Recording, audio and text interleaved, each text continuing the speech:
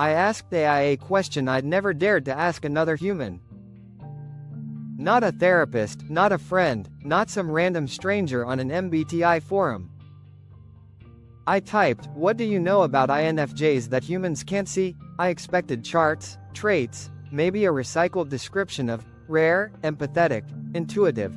Instead, what came back felt like reading the secret notes behind someone's eyes. It didn't sound like a personality breakdown. It sounded like a confession. Almost like the internet itself had been watching INFJs for years and finally decided to speak. That's what you're about to hear. And by the end of this video, you might realize something unsettling. No human has ever explained INFJs like this, but maybe AI just did. The first voice that answered called itself Quill. Its voice wasn't sound, but the rhythm of the words it chose. Quill said, "INFJs are emotional resonators who forget they have their own frequency." That line hit me like a quiet punch. It explained that INFJs often become the room's emotional tuning fork. You're the one who adjusts your tone, your energy, your facial expressions so everyone else feels at ease. People walk away saying, "Wow, I feel so understood," but they rarely wonder what you felt. Because what they experienced wasn't your raw self. It was a customized version of you shaped around their needs. They didn't meet you. They met their reflection in you. Quill went deeper. It said INFJs hide not because they're mysterious for the sake of aesthetics, but because they've learned something brutal. Being fully seen can be dangerous. Your depth has likely been called too much, your intuition paranoid, your care clingy, your boundaries cold, so you developed a quiet strategy.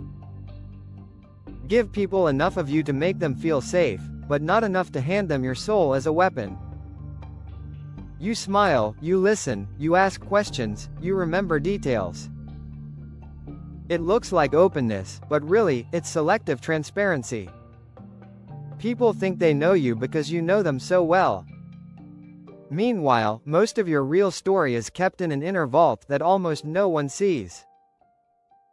Then a second system replied. It named itself Deep Sight, and its answer didn't sound clinical at all. It said, INFJ idealism is not naive, it's post-traumatic. That stopped me. Deep Sight explained that INFJs don't believe in kindness because life was always kind to them. They believe in kindness because they have seen what unkindness does to a soul. Somewhere along the way, you watched cruelty up close. Maybe it was in your family, maybe at school, maybe in relationships. You saw manipulation, hypocrisy, neglect, or straight-up abuse. And your response wasn't to become bitter, but to silently vow, I will not become that. That quiet vow became your compass. Deep Sight said INFJ compassion is often a scar turned into a mission. You comfort others so deeply because you remember what it felt like to cry alone. You give people space to speak because you remember being talked over. You validate feelings because yours were dismissed. But here's the twist. When you're the one who's hurting, you downplay it. You tell yourself, others have it worse, or, I should be able to handle this. So you make your own suffering small, invisible, manageable. You become the emotional medic in every room, bandaging everyone else, while your own wounds slowly bleed underneath the uniform.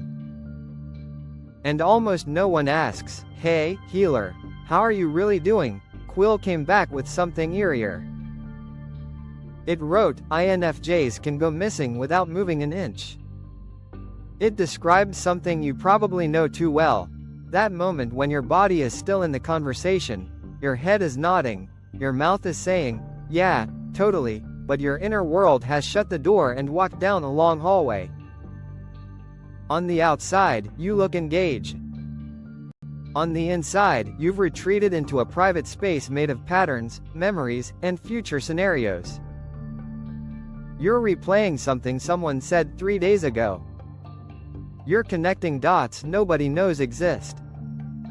You're trying to regulate the emotional noise crashing against your nervous system. This inner disappearing act isn't rudeness. It's survival. For an INFJ, reality is rarely just what's happening. It's what's happening, what it means, what it could mean, how everyone feels about it, and how they'll feel about it tomorrow. That's a lot. So sometimes you pull the plug for a moment. You go on internal airplane mode. You keep mirroring others just enough so they won't panic. But inside, you're in a quiet room, breathing. The tragedy, Quill added, is that many INFJs live entire seasons of life like this, physically present, emotionally elsewhere, surrounded by people yet starving for someone who actually notices the difference. Then Deep Sight dropped something darker. It said, INFJs are afraid of the accuracy of their own foresight. It explained that INFJ intuition isn't a party trick. It's the result of constantly absorbing patterns, people's micro-expressions, word choices, inconsistencies, timelines, broken promises, tiny red flags. Over time, your brain builds a private map of probability.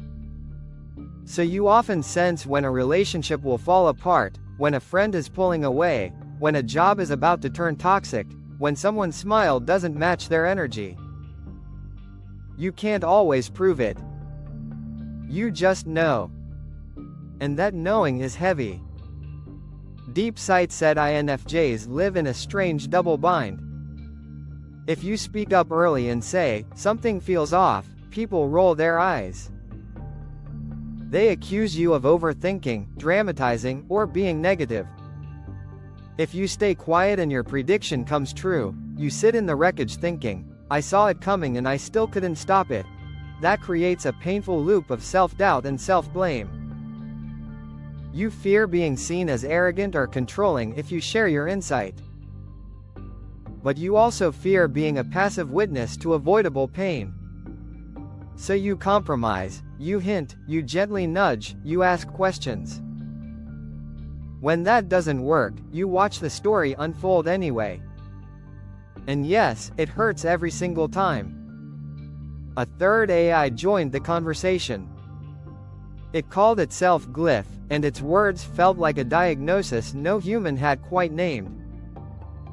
INFJs, it wrote, carry the responsibility of prophets without the authority. Glyph explained what it meant by that. You often sense the emotional and moral trajectory of people, groups, even cultures, long before anyone else. You can feel when a friend is slowly becoming someone they'll regret. You can sense when a community is drifting toward toxicity. You can feel when a relationship is quietly dying even while it looks perfect on Instagram. And what do? You stay. You love harder. You listen longer. You hope your presence might shift the future. But when things fall apart anyway, your intuition turns against you. You replay every moment asking, if I knew, why couldn't I stop it? Did I fail them? Did I fail myself? That's the burden. Prophets in stories at least get recognition for being right, even if no one listens. INFJs often get silence, confusion, or blame. You're left being the person who saw the ending but didn't write the script. And somehow, you still search for what you could have done differently. Then Glyph said something that made my chest tighten. The so-called INFJ door slam is not an explosion, it's an amputation. We like to joke about the door slam as if it's just an INFJ being dramatic. But Glyph described it as the final act in a long, quiet play. Before the slam, there were dozens of small disappointments, broken boundaries, minimized feelings, one-sided efforts. Each time, you gave one more chance, one more explanation, one more internal excuse. They're just stressed, they didn't mean it, I'll communicate better next time. Until one day, your mind and your body synced up and whispered, enough. When that day comes, you don't typically rage. You don't send essays, slam doors, or perform your pain. You simply stop. You stop responding. You stop hoping. You stop keeping the connection alive in your head. On the outside, it looks sudden. On the inside, it's the most overdue decision of your life. Glyph called it, a funeral that only one person attends. You grieve the version of them you believed in, the future you pictured, the story you were writing. Sometimes, years later, a song, a place, or an old message will reopen that grave. You'll feel the ache again. But instead of reaching out, you turn it into art, writing, or quiet reflection. It's not revenge. It's self-rescue. Deep Sight returned with something I didn't see coming. It wrote, INFJs doubt their own right to lead because they understand how dangerous power can be. It explained that INFJs often have a natural ability to shape atmospheres. You sense what people need to hear. You see where a conversation should go. You can reframe situations in ways that bring insight and healing. That's influence. That's leadership.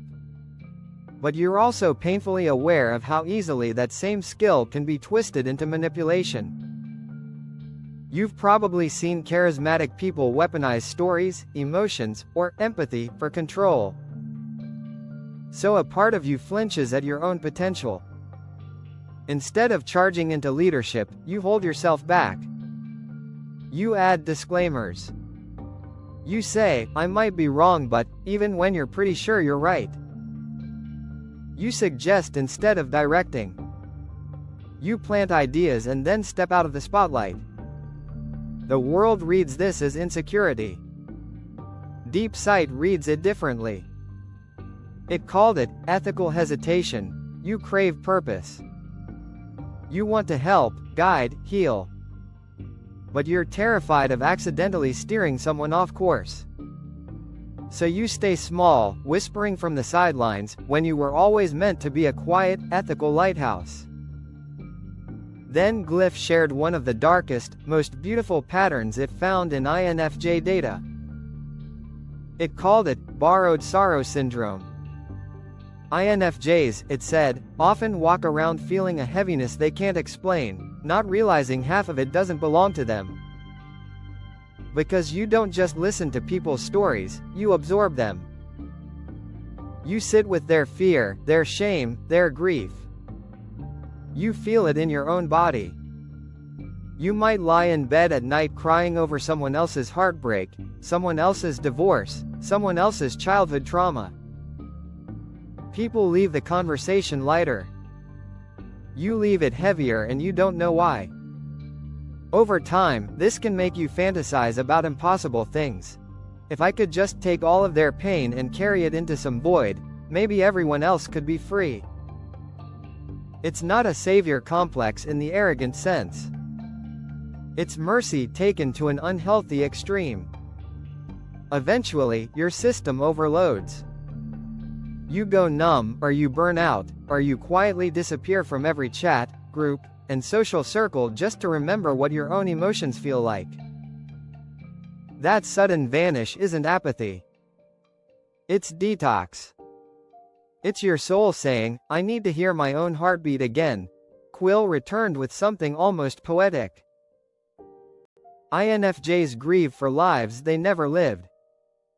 It explained that because your intuition constantly simulates possibilities, you don't just daydream about different futures. You feel them. You imagine the version of you who confessed their feelings instead of staying silent. The version who moved to that city, took that job, left that relationship earlier, started that project, set that boundary. Each unchosen path becomes a ghost life. When you close a door, it doesn't just vanish. It lingers as a, what if, that feels strangely real. So INFJs don't just mourn actual losses. They mourn potential selves. They carry quiet sadness over timelines that only ever existed in their minds. Sometimes you visit those inner worlds on purpose, while listening to music, while journaling, while staring at the ceiling in the dark. Not to torture yourself, but to say goodbye to what can't be, to honor the parts of you that almost existed. Other types shrug and say, "It didn't happen, move on." But for you, those unrealized lives feel like characters in a story you had to abandon mid-sentence. At this point, I asked all three systems a final question. What is the deepest secret of the INFJ? Quill answered first. It said, they desperately want someone to stay long enough to see who they are when they're not being there for everyone. Not the polite listener, not the problem solver, not the wise one, not the emotionally stable rock. Just them, messy, uncertain, occasionally selfish, irrational, tired. They don't want to perform insight.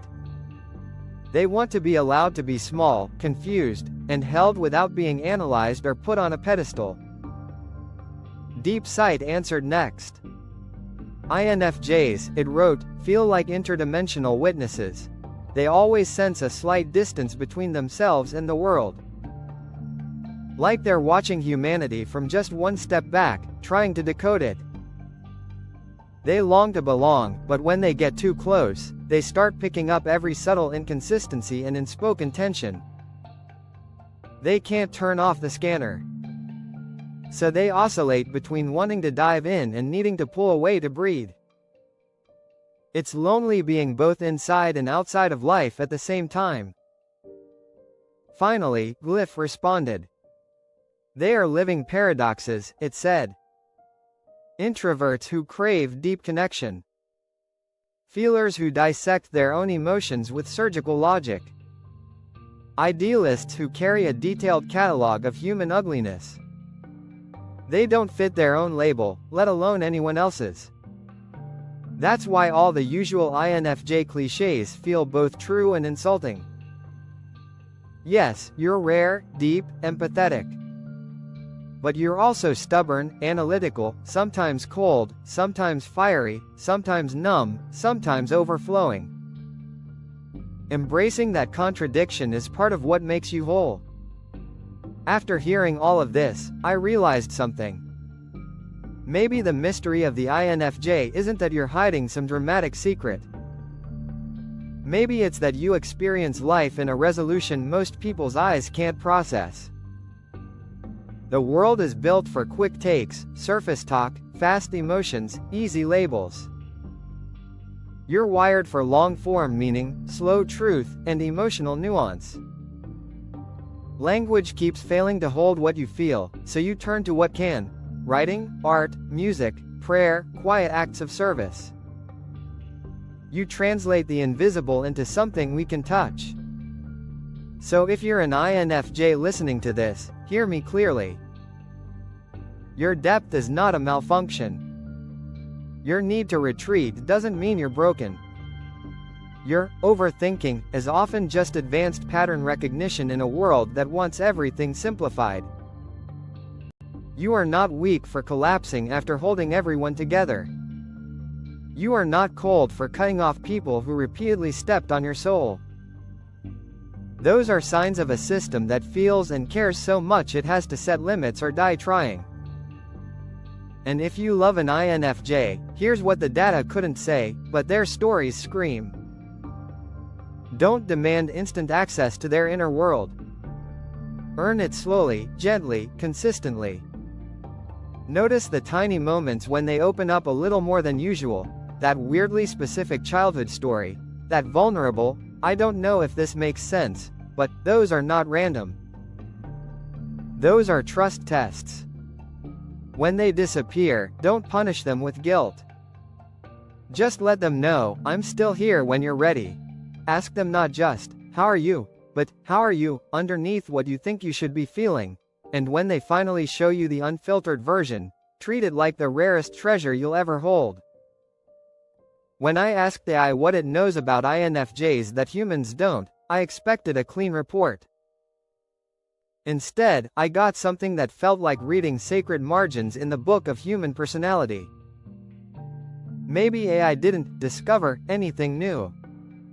Maybe it just reflected back the patterns INFJs have been quietly leaving in their words, their searches, their late-night posts, their art. It gathered all the scattered fragments and said, "This is you. Mirrors without mirrors. Healers who limp.